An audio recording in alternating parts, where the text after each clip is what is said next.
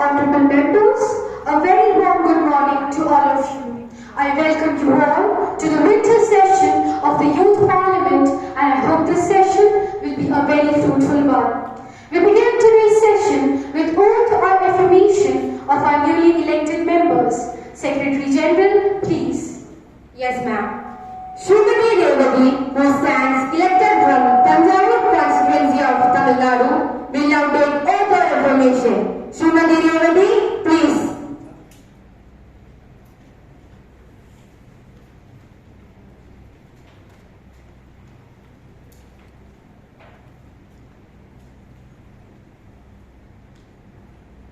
Ma'am, would you like to take oath or affirmation?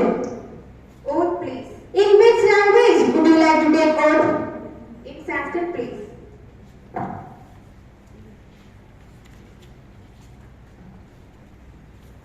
अहं रेवती लोकसभायाः सदस्यत्वेन निर्वाचितः निश्चयेन परमेश्वरस्य नाम्ना शपे यदहं विधिना स्थापितं भारतस्य संविधानं प्रति सत्यां श्रद्धां निष्ठां च धारयिष्ये यदहं भारतस्य सम्पूर्णे प्रभुत्वा सम्पन्नताम् अखण्डतां च रक्षयिष्ये तदाह यत्पदं गृहीतुम् अहम् उद्यता अस्मि तस्य कर्तव्यानि श्रद्धापूर्वकं रक्षयामि।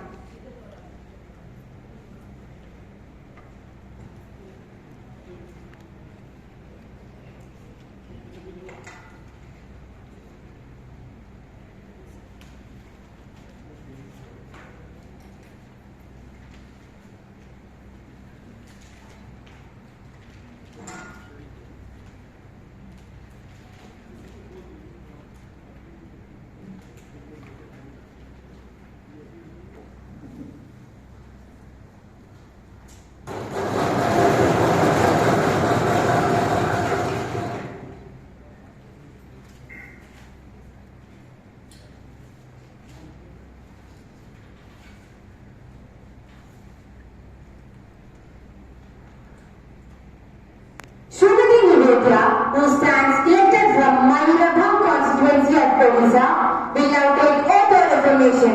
Srimati Nivedya, please.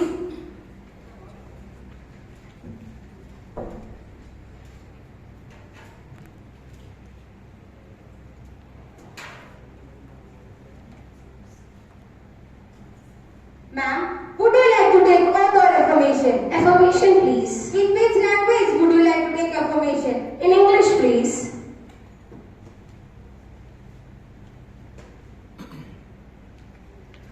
I, Nivedya, having been elected member of the lower house of the Youth Parliament, do solemnly affirm that I will bear true faith and allegiance to the Constitution of India as by law established, that I will uphold the sovereignty and integrity of India, and that I will faithfully uphold.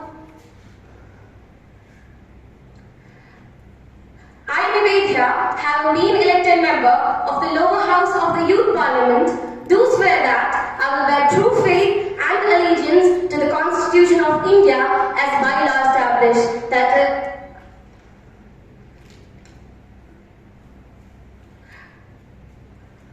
I, Nivedya, having been elected member of the lower house of the Youth Parliament, do swear that I will bear true faith and allegiance to the Constitution of India as by law established, that I will uphold the sovereignty and integrity of India, and I will faithfully discharge the duties upon which I am about to enter.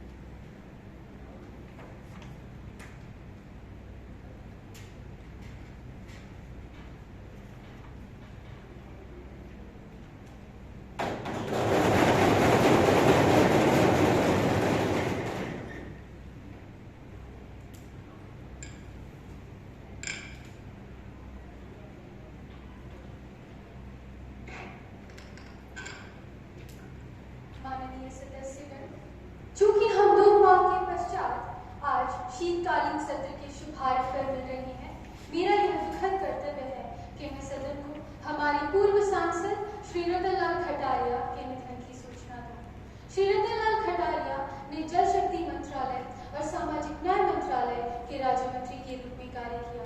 माननीय नेता ने 16वीं लोकसभा में अम्बाला निर्वाचन क्षेत्र का प्रतिनिधित्व किया था।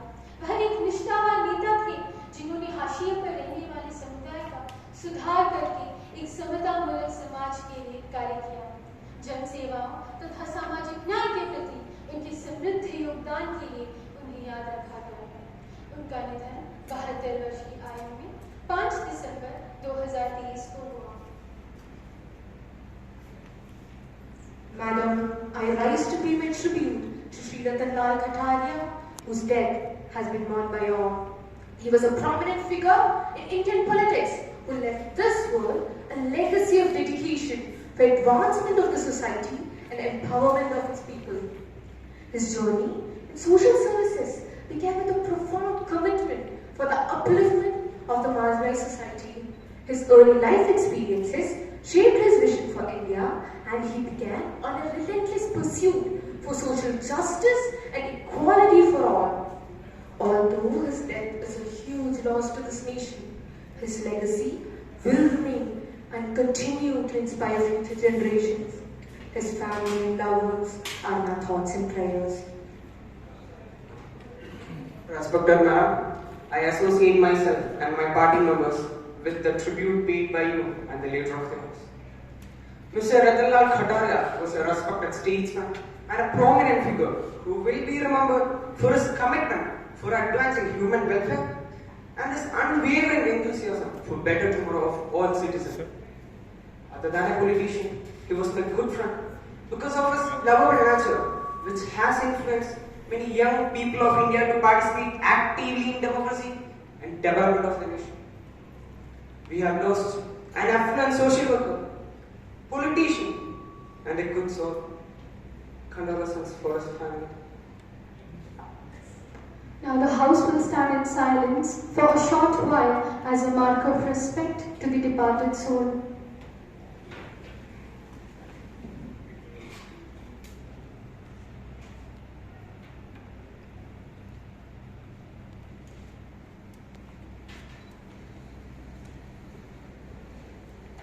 Secretary General may convey the message of condolence of the House to Yes, ma'am. Honorable Prime Minister may introduce new ministers to the House. Madam Speaker, I have great pleasure in introducing to you and through you to the House my colleagues, the new ministers. Srimati Sandra, Minister of Civil Supplies, elected from Bikaner constituency of Rajasthan. Shri Devang Srijit, Minister for Culture, elected from Amritsar constituency of Punjab.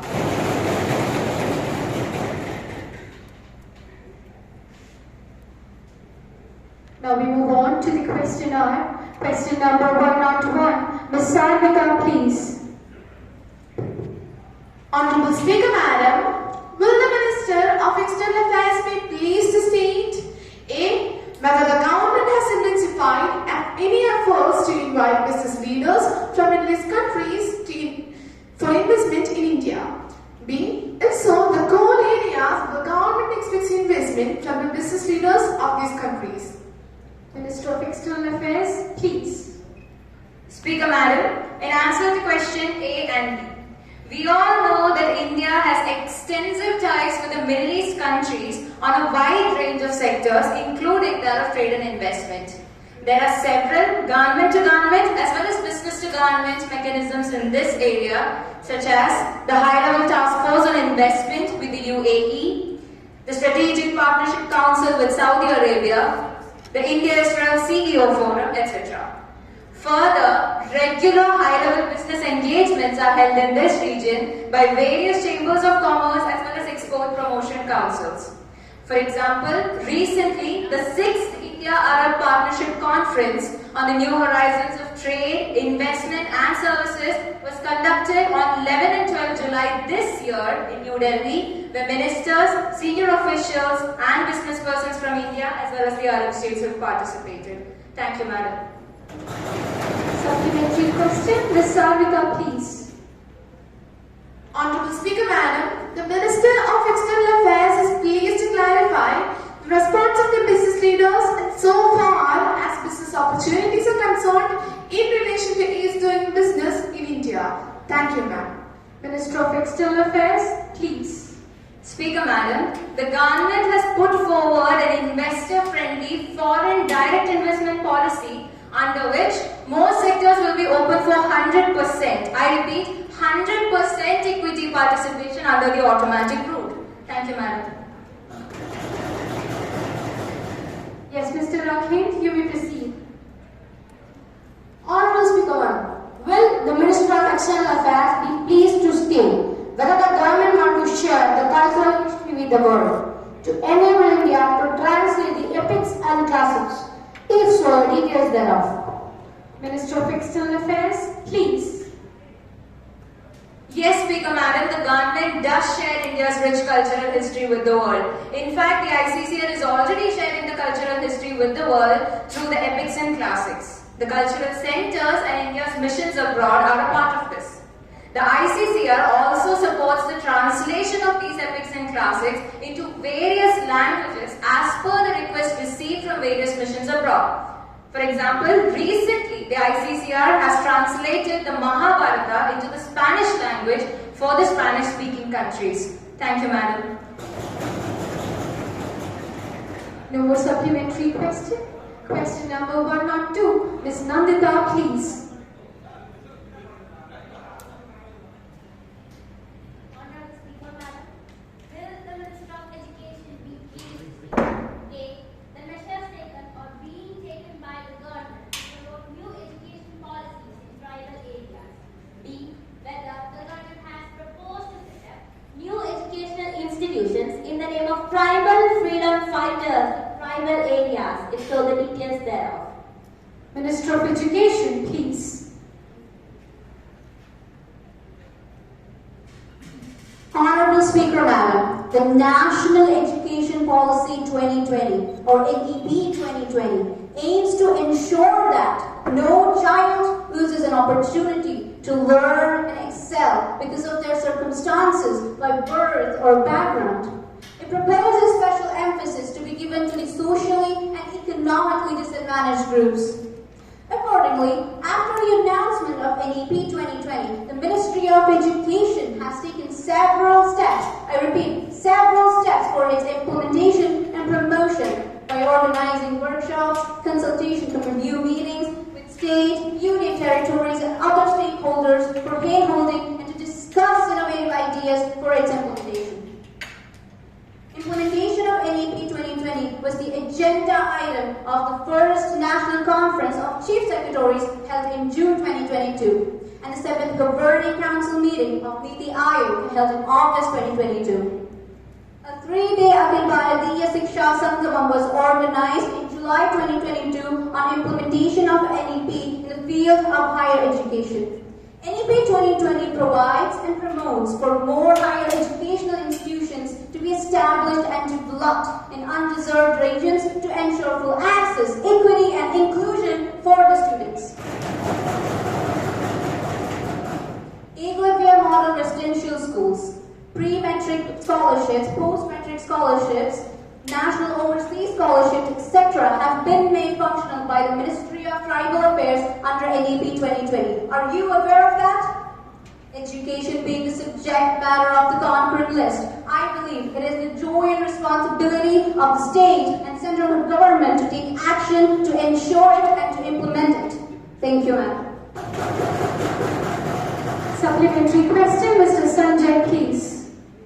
Honorable Speaker Madam, will the Minister of Education be pleased to state what are the steps taken or proposed to be taken by the government to bring all the educational institutions, universities and colleges under accreditation system at the earliest for the benefit of students? Thank you.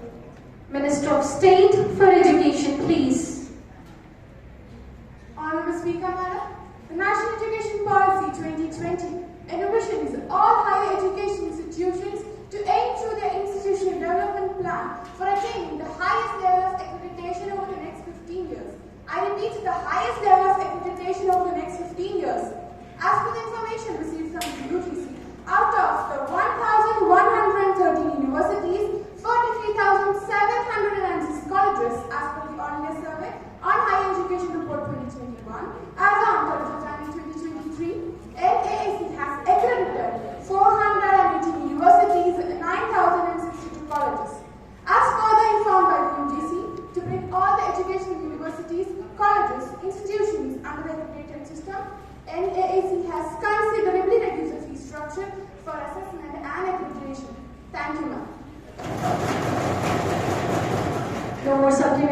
questions. Question number 103, Ms. Lakshmi, please.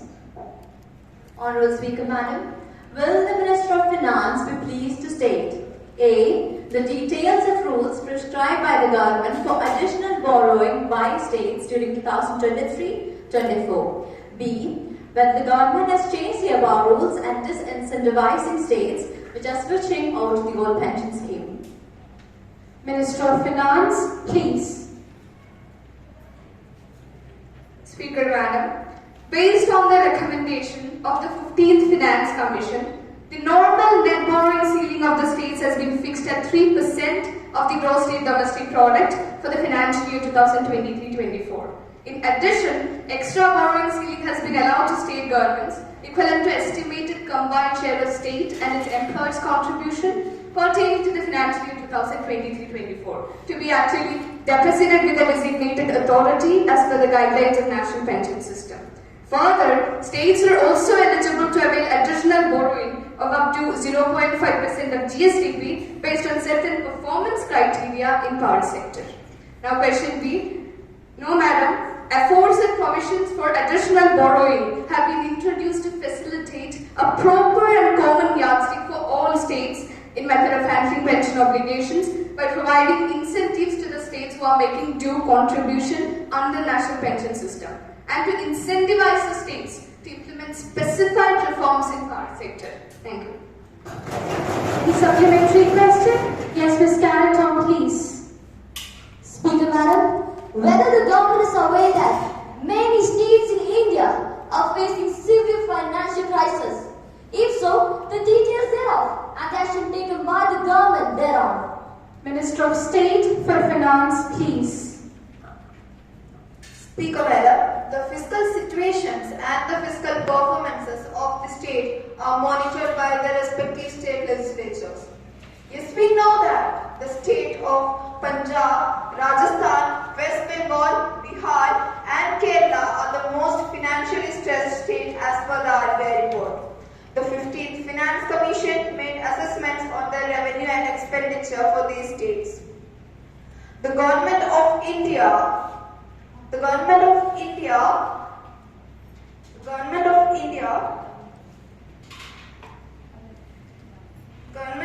made an order to release a revenue deficit grant of rupees 37,814 crore to the state of Kerala and rupees 3,670.64 crore to the state of Punjab during its award period. Speaker Madam, please. The Minister of Finance is presenting a false picture of the reality. Madam has not even convened a meeting of State Finance Minister. The recommendation, the Minister speaks of not nothing but the statements of the Madam, please maintain the order of the House. Minister, you may please continue. Thank you, Madam. I repeat, a revenue deficit grant of rupees 37,814 crore to the state of Kerala during its award period of 2021 to 2026. The Union Government applies a common yardstick while fixing the borrowing limit for all these states under the Article 293 of the Indian Constitution. Thank you. No more supplementary question. Question number 104, Ms. Ifa, please. Honorable Speaker Madam, will the Minister of Home Affairs be pleased to state A. Whether there is heavy loss of cattle crops, lives and livestock as well as the damage of infrastructure due to heavy floods in different parts of the country in recent months. B.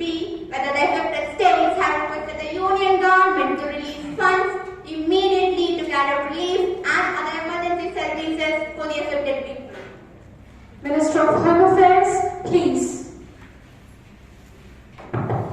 Speaker Madam, the primary responsibility for disaster management rests with the state governments concerned. The state governments undertake relief measures in the wake of natural calamities from the State Disaster Response Fund already placed at their disposal in accordance with the Government of India approved items and norms. The central government supplements the effort of the state government and provide requisite logistics and financial support. Thank you, ma'am. Supplementary question, Ms. Ifa, please. Honorable Speaker Madam, Minister of Home Affairs by the union government to the state government during natural calamities state-wise. Thank you, ma'am. Minister of Home Affairs, please.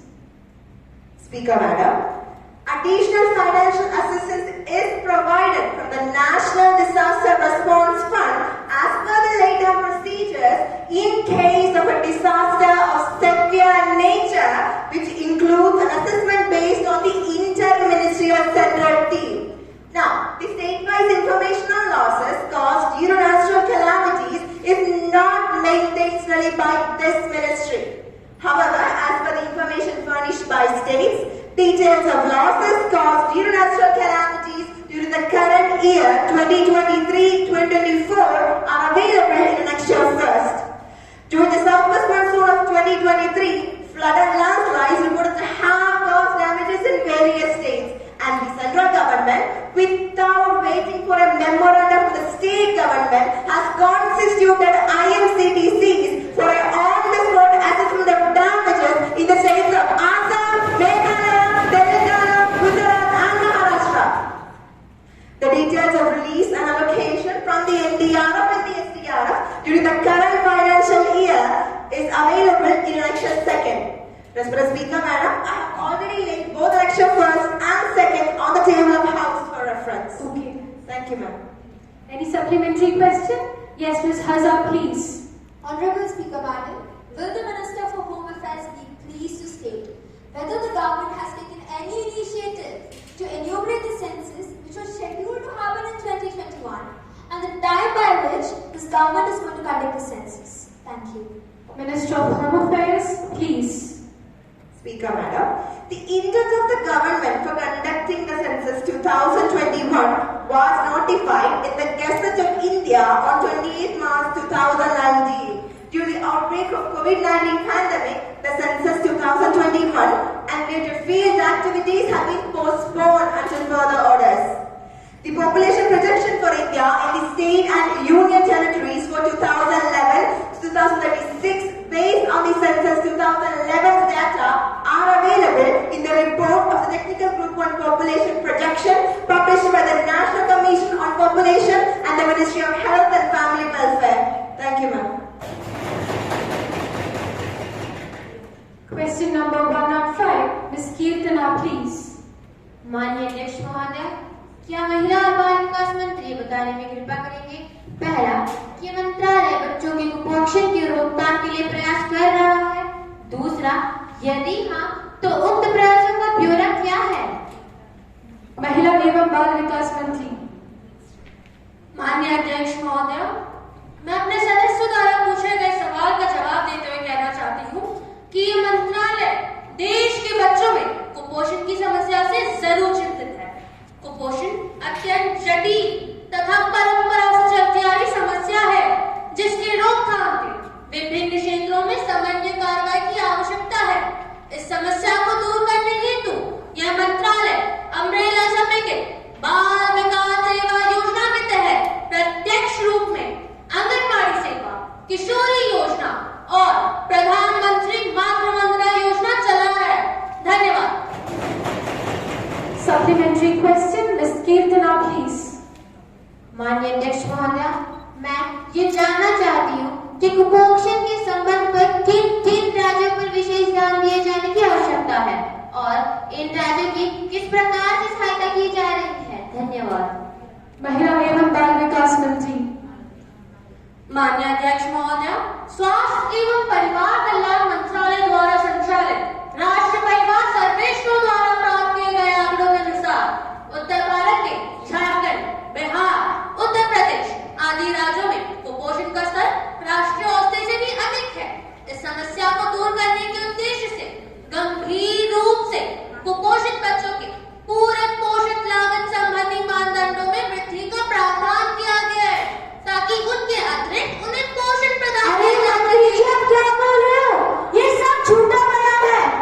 Look at this, Government of India. National Family Health Report. Madam ji, 1 minute. 36% of the children under the age of 5.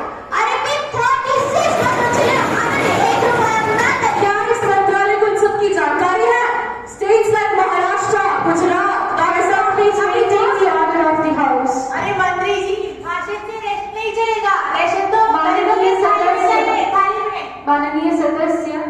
सदन की मर्यादा कायम रखें।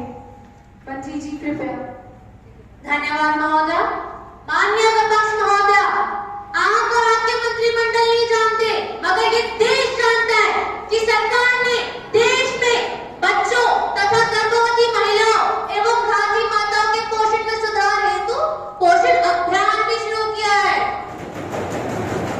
इस अभियान का मुख्य लक्ष्य IT समर्थित रियल टाइम निगरानी तथा मूल्यांकन सामुदायिक संचेतना को बढ़ावा तथा पोषण के पहलू पर लोगों को शिक्षित करना और जन आंदोलन का आयोजन है, ताकि भारत को अपने 146 करोड़ मानव संसाधन की संभावनाओं का भरपूर इस्तेमाल करने में मदद कर सके। धन्यवाद। Any supplementary question? Yes, Ms. Shivani, please. माननीय अध्यक्ष महोदय, क्या महिला एवं बाल विकास मंत्री बताने में कृपा करेंगे कि कुपोषण तथा भूखमरी को शून्य कब तक किए जाने का लक्ष्य है? Minister of State for Women and Child Welfare, please. माननीय अध्यक्ष महोदय, मैं आपके माध्यम से इस सदन को ये बताना चाहूंगी कि हमारी सरकार कुपोषण एवं भूखमरी को शून्य करने के लिए निरंतर प्रयत्नशील है। सरकार के द्वारा विभिन्न योजनाओं जैसे मिशन पोषण 2.0, ईट राइट इंडिया आंदोलन, मध्याह्न भोजन, प्रधानमंत्री मातृ वंदना योजना और मिशन इंद्रधनुष आदि के माध्यम से कुपोषण एवं भूखमरी को 2030, मैं दोहराती हूँ 2030 तक शून्य करने का लक्ष्य निर्धारित किया है। कुपोषण मुक्त भारत सरकार का परम लक्ष्य है। धन्यवाद। प्रश्नकाल यही समाप्त होता है।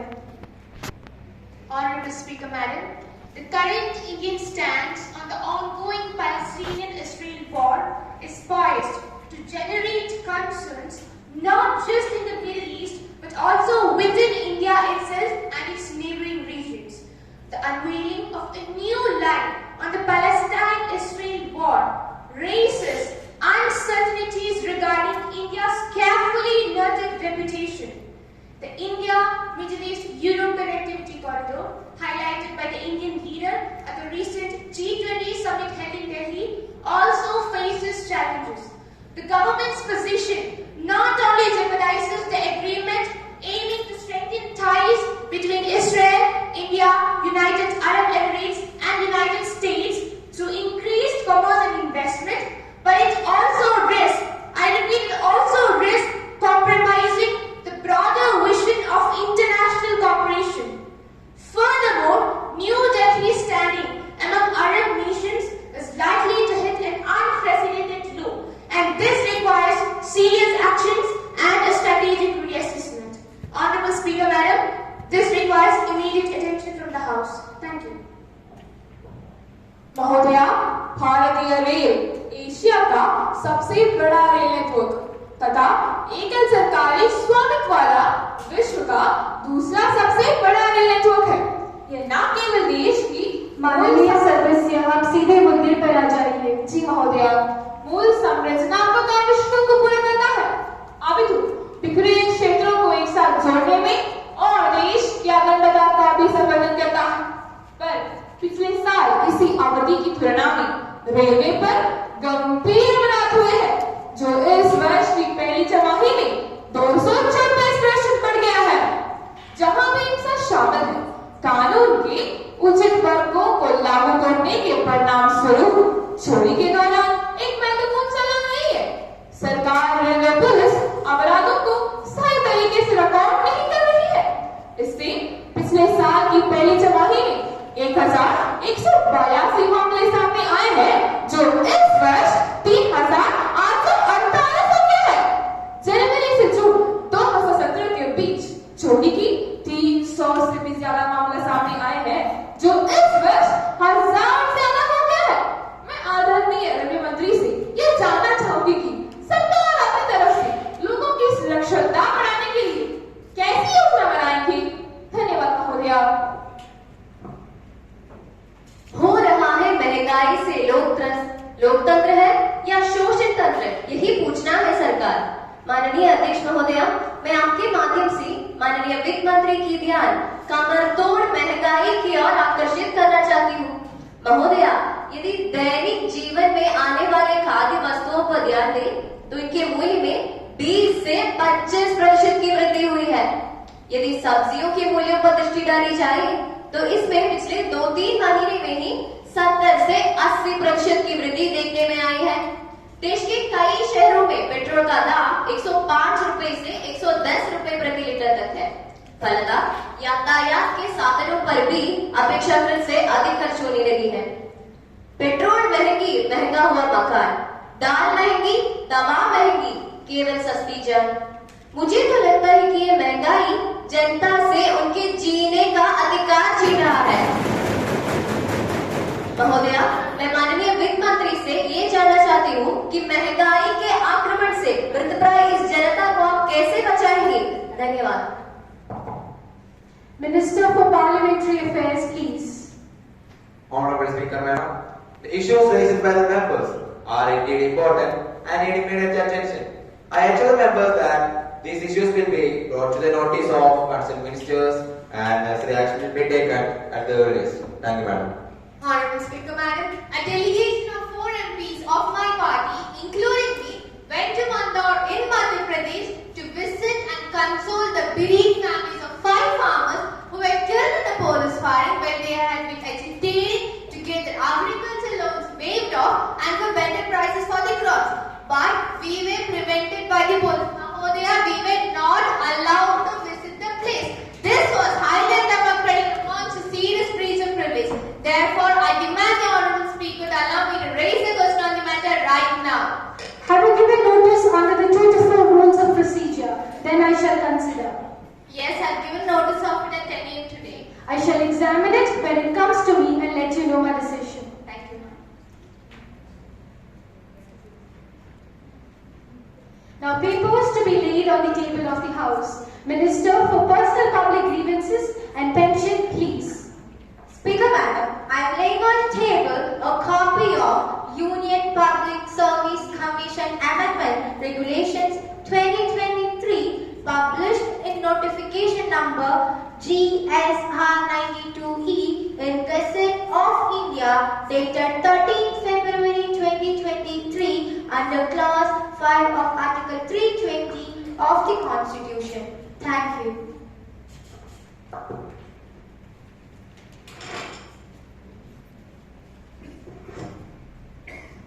Secretary General to report the message as received from the upper chamber of the Youth Parliament. Sir, I have to report the following message received from the upper chamber of the Youth Parliament. In accordance with the provision of rules of procedure and conduct of business in upper chamber of Youth Parliament, I am directed to enclose the copy of the Jammu and Kashmir Appropriation Bill 2023, which has been passed by the upper chamber at sitting held on 27th March 2023.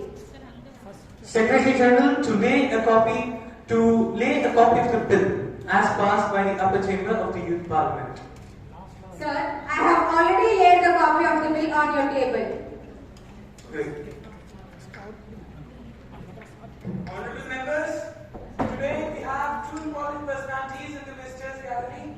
His Excellency Honorable Ranil Wickremesinghe, the Honorable Finance Minister of Sri Lanka, accompanied by Honorable Bamla Vilwardena, the member of the Sri Lankan Parliament. It is with great pleasure that I extend our warm welcome to the delegation. They arrived in Delhi on 10th of December 2023, and the House wishes them a happy and fruitful stay in our country. Now, let us take up the calling attention motion. Yes, Mr. Amit Shams, please.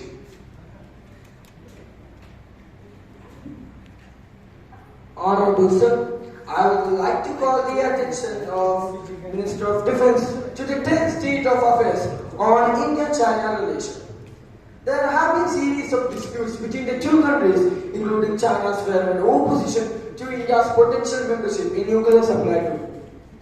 Beijing's shielding of Pakistan-based terrorist Masood Azhar, head of Jaish-e-Mohammed, as a global terrorist, to India's open opposition, China's Belt and Road Initiative.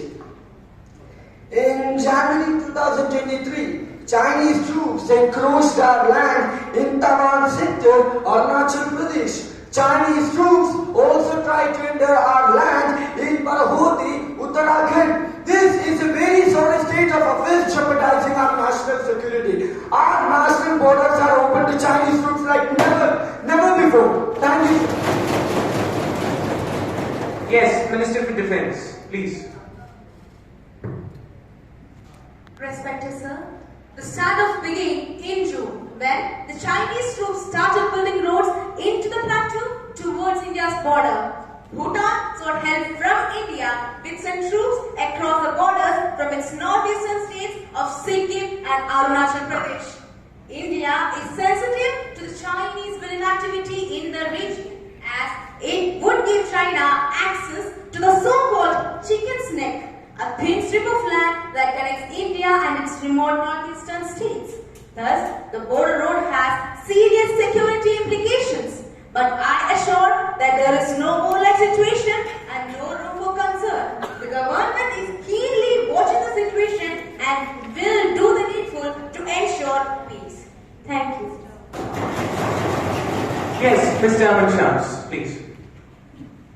अपने देश को उसकी सरकार से सुरक्षित करना एक देशभक्त की कर्तव्य है मगर आदरणीय महोदय, मनमोहन रेखा शिमला समझौते हिस्से के रूप में ब्रिटेन और तिब्बत द्वारा सहमत एक रेखा है। ये चाइना और इंडिया के बीच प्रभावित सीमा है। हालांकि इसी कानूनी स्थिति पर चाइना सरकार विवादित है। अगस्त में चाइना ने अपने स्टैंडर्ड मार्च 2023 में संस्करण जारी किया, which shows the Arunachal Pradesh and the Aksai Chin region as part of its territory. अब वहाँ के लोग चिंतित है महोदय, बहुत चिंतित है। धन्यवाद। Yes, Ms. Anand, please. Honorable Sir, China and India are nuclear powers, growing economies, and neighbors sharing a 3,500-kilometer frontier. Both represent ancient civilizations and have had mutual relationships since time immemorial. The two Asian powers share a common cause on several fronts, from globalization to climate change. The recent developments at the border pose a serious threat to the security of the nation. This may spoil the good relations shared by the nations. Hence, both sides have to be cautious. The government should focus on cooperation and utilize all channels for a peaceful settlement. Thank you. Yes, Ms. Swadhi, please. Sir, over the years, China has been indulging by issuing stapled visas to Indian nationals from Arunachal Pradesh and Jammu and Kashmir. Recently, in July 28, 2023, China had issued stapled visas to 3 nationals from Arunachal Pradesh to participate in the World University Games held in China. According to the Chinese government, these stapled visas are being issued because it does not consider the state of Arunachal Pradesh as part of India. Since both India and China are nuclear powers having fast-growing economies, no doubt a war will be harmful to both. Hence, the government must explore all possibilities for a peaceful settlement. Thank you, sir. Okay, yes, Ms. Jalna, please. Sir, मुझे लगता है कि इस विवाद के बीच उन साम्राज्यिक शक्तियों द्वारा बोए गए थे जिन्होंने देश पर पहले कब्जा किया था। इधर चीन 1890 में चीन और ब्रिटेन के बीच में हुई संधि पर भरोसा करता नजर आ रहा है, लेकिन भारत भूटान के साथ 2007 में हस्ताक्षरित संधि का सम्मान करने के लिए बाध्य है और इसलिए उसे राष्ट्र की क्षेत्रीय अखंडता की रक्षा करनी होगी। भूटान के क्षेत्र का अतिक्रमण करते हुए सीमा पर चीन द्वारा सड़क का निर्माण वर्तमान गतिरोध का कारण है, क्योंकि निर्माण एक रणनीतिक क्षेत्र में है। भारत को अपनी सुरक्षा को लेकर चिंता है, इसलिए हम 1962 की पुनरावृत्ति की अनुमति नहीं दे सकती, जब चीन ने 23 अक्टूबर 1962 में किसी भी उकसावे के बिना भारत पर हमला किया था। इसलिए भारत को अपनी सीमाओं को सुरक्षित बनाना अनिवार्य है। इसी संपत्ति में सरकार द्वारा अब तक उठाए गए कदमों का मैं प्रशंसा करती हूँ। हालांकि हमें इस संपत्ति में प्रयासें तेज करनी होगी। धन्यवाद महोदया। Minister for Defence, please. Speaker Madam, India is a peace-loving country and believes in world peace. India has never attacked any other nation but had to defend when Pakistan attacked in 1948, 1965 and 1971 and intruded in Kargil in 1999. So also the case of China in 1962. India has lodged its strong protest with the Chinese regarding the issue of staple to visa, and there should be no discrimination on the basis of domicile or ethnicity in the visa regime for Indian citizens. Following the incident, India withdrew its entire wushu team from the World University Games in China. I assure the future also, India will take all possible measures to protect the integrity of the nation. आप शायद ये नहीं जानते कि भारत सरकार ने अपनी सीमा सुरक्षा के लिए कई सारी टेक्नोलॉजीज को अडॉप्ट किया हुआ है, जैसे कि AI, artificial intelligence, IRS, Indian remote sensing satellite series and so on. I assure the House that everything, I repeat, everything possible will be done to maintain the bilateral relations with China and to settle the matter as soon as possible. Thank you. Now let us take up legislative business. Minister for Social Justice and Empowerment to introduce the bill. Minister, please. Respected Speaker, Madam, I beg to move the leave of the House to introduce the Constitution Scheduled Caste Order Amendment Bill 2023. The question is that leave be granted to the Minister for Social Justice and Empowerment to introduce the Constitution Scheduled Caste Order Amendment Bill 2023. Those who are in favor will say aye. Aye. Those who are against will say no. I think the ayes have it, the ayes have it, and the ayes have it. Leave is granted. Madam, I introduce the bill. Now the House will take up consideration to the Mines and Minerals Development and Regulation Amendment Bill 2023. Minister for Coal and Mines, please. Honorable Speaker, Madam, आत्मनिर्भर भारत की ओर एक कदम बढ़ाए, आओ मिलकर नवयुक्त नवभारत बनाए, आओ मिलकर श्रेष्ठतम नवसृजित भारत बनाए, आओ मिलकर नूतन सपनों का विकसित भारत बनाए. I have great pleasure and privilege in taking up consideration of the Mines and Minerals Development and Regulation Amendment Bill 2023. This will be a milestone and a new chapter in the history of mining sector in India. A game changer for natural resource sector, and it is a great step towards self-reliant India, Atmanirbhar Bharat. The very purpose of this bill has several objectives.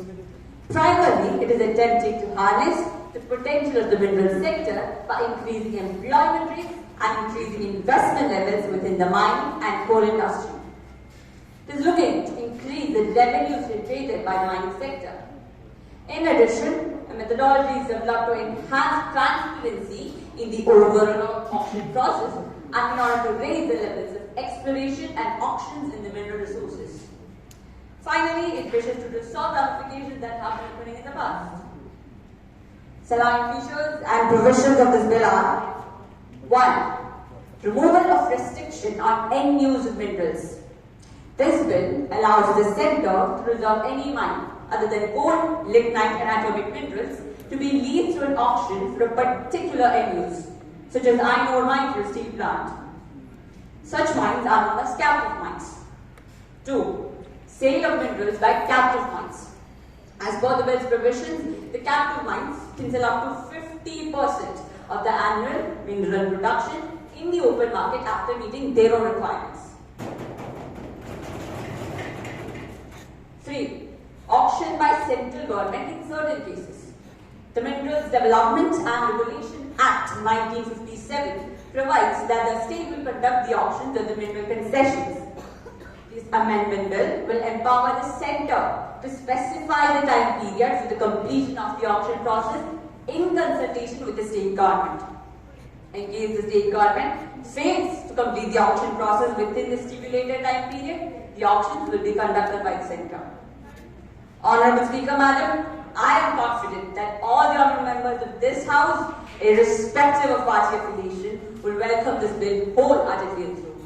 Will put forward the mining sector. I now move that the Mines and Minerals Development and Regulation Amendment Bill 2023 be taken into consideration. Motion moved. Ms. Vinodha, please. माननीय अध्यक्ष महोदया, मैं इस bill का समर्थन करती हूँ। हमारे देश के खनन क्षेत्र का जीडीपी में सिर्फ 1.75% का योगदान है। दक्षिण अफ्रीका और ऑस्ट्रेलिया जैसे देश खनिज क्षमता में भारत के समान हैं, लेकिन इन देशों की जीडीपी में खनन क्षेत्र का योगदान लगभग 7 से 7.5% तक है। यह बिल भारत की खनन क्षमता को बढ़ाएगा। अध्यक्ष महोदया, इस बिल से भारत के स्पष्ट भूवैज्ञानिक क्षमता यानी OGP वाले खनन क्षेत्रों में वृद्धि होगी, जो कि वर्तमान में भारत ने सिर्फ 10% खोज किया है। भारत अब तक OGP का सिर्फ 5% पर खनन कार्य कर रहा है, सिर्फ 5% पर, जबकि दक्षिण अफ्रीका और ऑस्ट्रेलिया OGP के 70 से 80% तक खनन कार्य किए जा रहे हैं। इस बिल से हम भारत की भूमि से अधिक खनन संसाधन प्राप्त कर पाएंगे। इसलिए मैं इस बिल का समर्थन करती हूँ और आशा करती हूँ कि सभी मेरा साथ देंगे। धन्यवाद। Ms. Neha Praveen, please. Honorable Speaker, Madam, I strongly favor this bill for the development of mining sector in our country due to the following reasons. First, the bill will help to generate employment in the mining sector. The Ministry of Mines has claimed an increase of 55 lakhs direct and indirect employment to be generated due to the reforms. Second, the government through this amendment is making an effort to attract domestic as well as foreign investment in the mining sector, plus involvement of safe and effective technology in the sector. Also, the government has permitted 100% FDI under the automatic rule for sale of coal mining activities, including associated processing infrastructure. Third, the bill allows the leaseholders of captive mines to sell up to 50% of their ore into the open market. So, Speaker Madam, I favor this bill. Ms. Teeta, please. Honorable Speaker, Madam, I strongly disagree with some provisions of the proposed bill, and many things which could help in the upliftment of the mining sector have been left in this bill. This bill cannot assure rehabilitation and compensation to the residents of the mining zones. It is not giving the guarantee of 100% transparency. Yes, I repeat, 100% transparency in the auction process. Hence, I strictly oppose this bill, and I request all the members of this treasury bench will support me and appreciate me. I would like to bring out an amendment to this bill in case it is approved by this august house, as it has no clear agenda of generation of employment. Thank you, ma'am. Honorable Opposition Leader, please. माननीय अध्यक्ष महोदय, मैं इस bill का विरोध करता हूँ क्योंकि खनन क्षेत्रों के अंतर्गत बहुतायत में जनजातीय समुदाय रहता है। खनन क्षेत्रों में वृद्धि के कारण जनजातीय समूहों के निवास स्थान के लिए खतरा उत्पन्न होती है, जिसके वजह पुनर्वास और मुआवजा एक अहम मुद्दा है। लेकिन इससे संबंधित कोई प्रावधान इस बिल में नहीं किया गया है। क्या सर, क्या एक खनन इनामी प्रक्रिया संबंधी शक्ति अब राज्य सरकार के हाथों में होती है, लेकिन दो भिन्न राजनीतिक दलों में केंद्र सरकार और राज्य सरकार के मध्य शक्ति में अस्पष्टता हो सकती है। राज्य और केंद्र मध्य शक्ति का अस्पष्टता के कारण खनन क्षेत्रों का विकास को बाधित करने में अनुमति नहीं दी जाना चाहिए। इसके लिए एक स्वतंत्र विनियामक प्राधिकरण की जरूरत है, जिसे सार्वजनिक और आर्थिक विकास के हित में अधिकार प्रदान करना चाहिए। लेकिन इससे संबंधित कोई प्रावधान इस बिल में नजर नहीं आ रहा है। क्या यह बिल पास हो जाने से कानूनी नीलामी प्रक्रिया में होने वाले बाय नतीजावाद पर सरकार रोक ले जाएगी? क्या सरकार इसको गारंटी प्रदान कर सकती है? सभी माननीय सदस्य फिर बिल गांधी जानते हैं, समय समय पर कानूनी नीलामी प्रक्रिया में बंदरबांट होते रहे, भ्रष्टाचार के मामले उजागर होते रहे। क्या यह बिल इन सब गतिविधियों को पार करने में कारगर होगा? इस पर मुझे संदेह है। अतः यह बिल और प्रभावी बनकर पास किया तो राष्ट्र निर्माण के लिए अच्छा रहेगा। धन्यवाद। Honorable Prime Minister, please. हमें विश्व के साथ बढ़ना होगा, हमें समय के साथ चलना होगा। Madam Speaker, having agreed with the content and provisions of the Mines and Minerals Development and Regulation Amendment Bill 2023, I endorse this bill as a great step towards developed India, Viksit Bharat, self-reliant India, Atmanirbhar Bharat, and develop the mining sector of our nation. This bill has sufficient provision to transparency. I repeat, sufficient provision to transparency in the auction process, enhances employment and attracts domestic as well as foreign investment. Its emphasis on increasing the contribution of mining to GDP, removal of non-exclusive license regime, and extension of mining leases to government companies and district mineral foundation.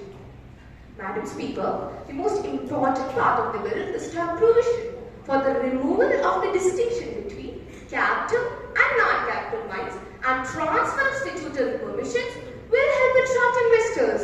I repeat, will help attract investors. Therefore, I humbly request all members of the House to support this bill and get it passed with remarkable majority. क्योंकि ये नया भारत है, ये आत्मविश्वास से भरा हुआ भारत है, ये संकल्पों को चरितार्थ करने वाला जी जान से जुटा हुआ भारत है। धन्यवाद महोदय। माननीय कोयला एवं खदान मंत्री जी। माननीय अध्यक्ष महोदय, मैंने माननीय सदस्यों द्वारा इस बिल के संबंध में व्यक्त की गई आपत्तियों और संदेहों को ध्यानपूर्वक सुना था।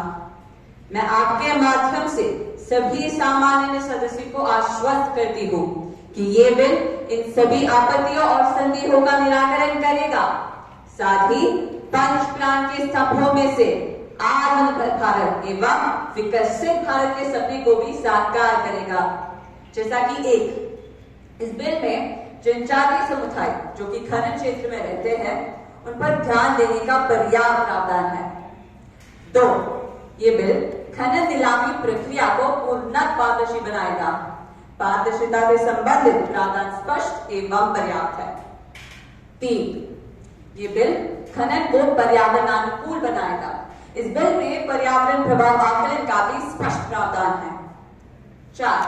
ये बिल निश्चित रूप से खनन क्षेत्र के जीडीपी में योगदान बढ़ाएगा एवं पर्याप्त रोजगार के अवसर प्रदान करेगा। सभी माननीयों से मेरा निवेदन है कि इस बिल के तहे दिल से स्वागत करते हुए इसे सदन में प्रचंड बहुमत से पारित करवाए। The question is that the bill to improve mining sector in our country at par with the international standard be taken into consideration. Those who are in favor will say aye. Aye. Those who are against will say no. I think the ayes have it, the ayes have it, and the ayes have it. The motion is adopted. Now the question is that clause 2 to 4 stands part of the bill. There is one amendment in clause 3 by Ms. Deepta. Are you moving it? No, madam. I am satisfied with the reply given by the Honorable Prime Minister, hence I am not pressing it. The question is that clause 2 to 4 stands part of the bill. Those who are in favor will say aye. Aye. Those who are against will say no. I think the ayes have it, the ayes have it, and the ayes have it. The motion is adopted. Clause 2 to 4 stands part of the bill. Now the question is that the clause 1, the enacting formula and title stand part of the bill. Those who are in favor will say aye. Aye. Those who are against will say no.